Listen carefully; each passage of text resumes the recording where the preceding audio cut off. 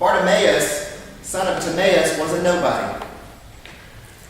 He wasn't just any nobody. He was a nobody among the nobodies. People often walked past Bartimaeus, and at best, they thought of the blind beggar as a nuisance.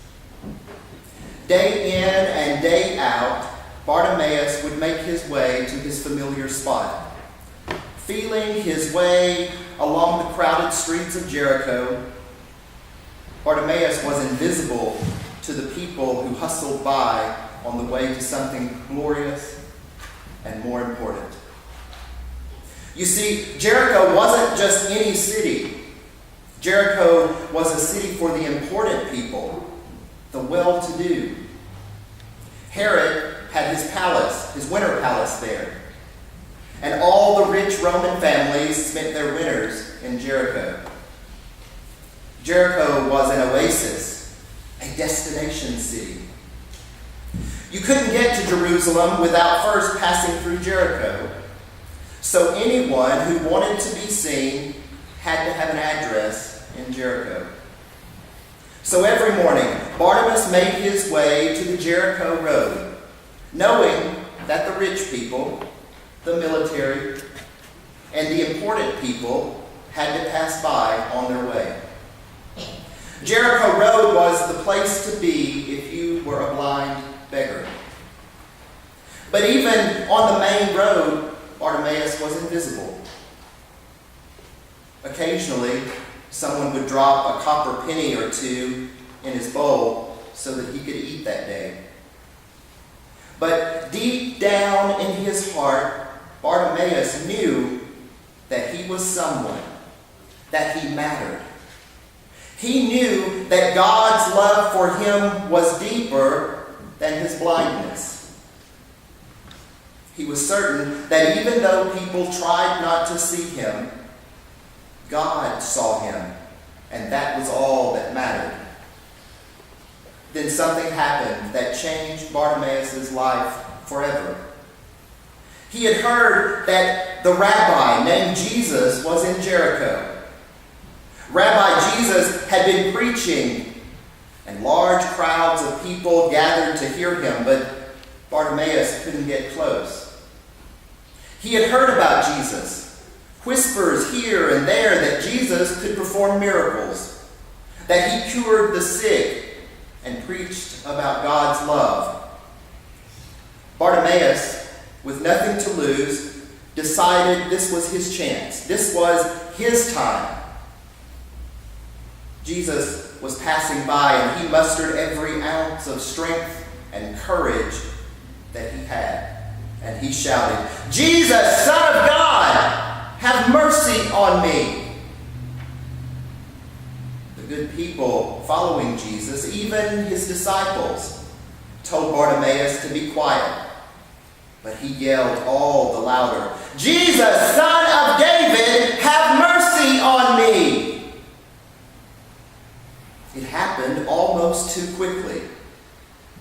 The people parted like the Red Sea, and someone grabbed Bartimaeus' hand, and suddenly he was kneeling before Jesus. This man who for most of his life was invisible. This man who no one recognized. This nobody was kneeling before Jesus. The words tumbled out of his mouth faster than his brain could process them. "My teacher, let me see again." And with those words, Bartimaeus could see. The story of Bartimaeus is often held up as one of the great healing miracles of Jesus. In the Gospels, Jesus transforms the lives of those on the margins and draws them more and more and more into the center. But what if we saw this story as the crowd, the followers of Jesus, being blind, and not Bartimaeus?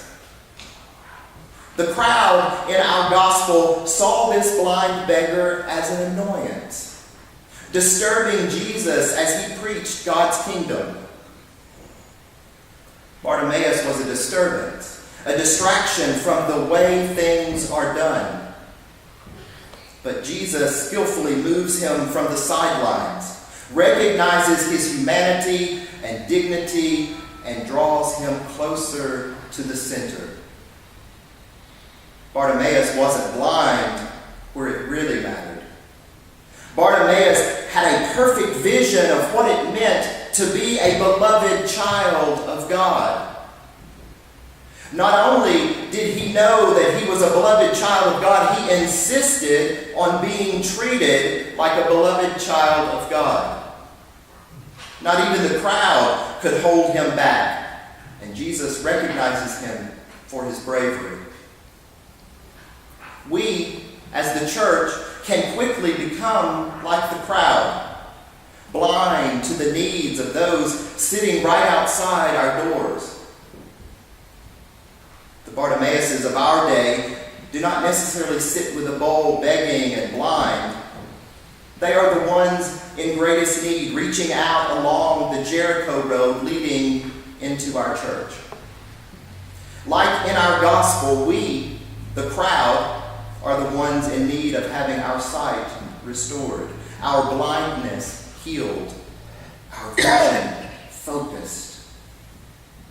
If we listen hard enough and look long enough, we hear the cries of Bartimaeus still. Listen. Jesus, Son of David, have mercy on us.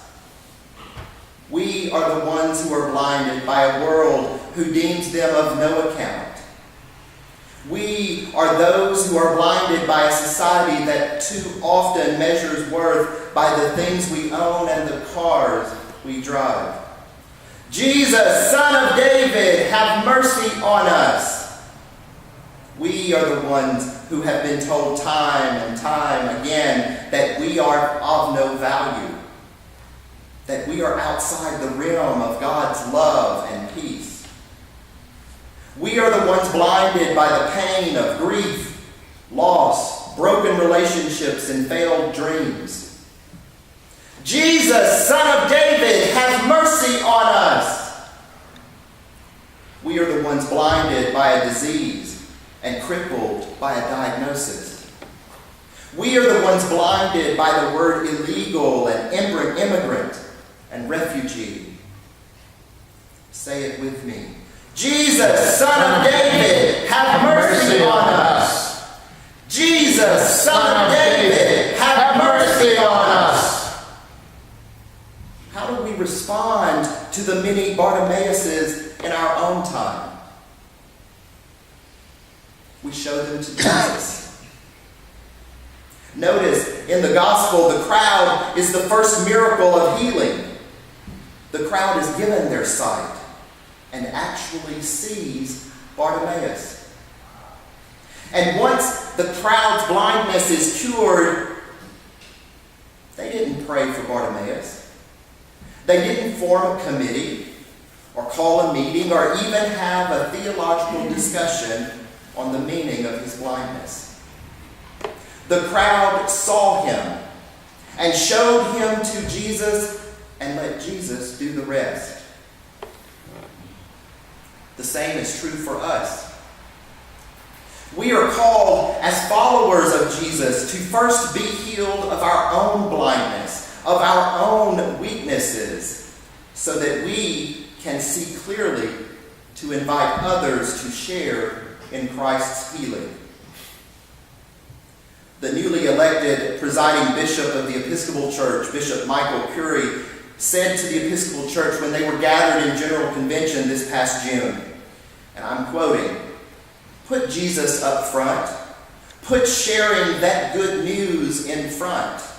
Put forming our people as followers of Jesus, as disciples for real, at the front. And then put inspiring and enabling them to serve in their personal lives, and for us to witness in the public square in the front." That's the church. That's the movement.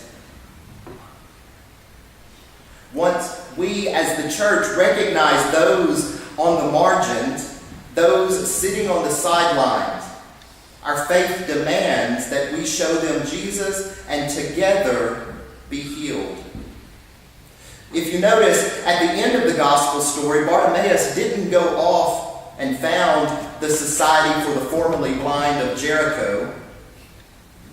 He didn't go dancing through the streets, shouting from the rafters that he regained his sight and followed in the way. In the end, as Christians, that is all that we can do. Once our vision has been restored and our blindness cured, follow in the way of Jesus. It's like the old hymn says, "Amazing grace, how sweet the sound that saved a wretch like me. I once was lost, but now am found. Was blind, but now I see."